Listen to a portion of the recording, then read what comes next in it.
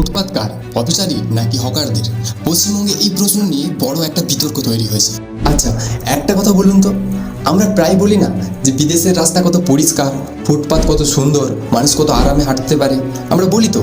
তাহলে আমাদের এখানে যদি রাস্তা আর ফুটপাত পরিষ্কার করার কাজ শুরু হয়, সেটা কি পুরোপুরি ভুল? দেখুন, আমি একটা জিনিস বুঝি যে ফুটপাত তো আসলে মানুষের হাঁটার জন্য। যদি ফুটপাতের উপর দোকানে ভরে যায়, তাহলে সাধারণ মানুষ চলবে কোথা দিয়ে? আবার এটাও ঠিক যে যারা ওই দোকানগুলো চালাতেন, তাদের অনেকেরই সংসার কিন্তু ওই আয়ের উপরই চলে, তাই তাদের কষ্টটাও অস্বীকার করা যায় না। এই যে সরকার এখন যে শহরটাকে একটু গুছিয়ে পরিষ্কার করার চেষ্টা করছে, সেটাও দরকার ছিল।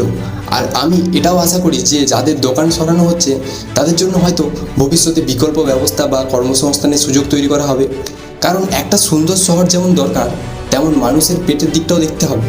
তবে আপনাদের কি মনে হয়, রাস্তা আর ফুটপাত দখলমুক্ত করা কি ঠিক হচ্ছে, নাকি অন্য কোনো উপায় বের করা উচিত ছিল সরকারের?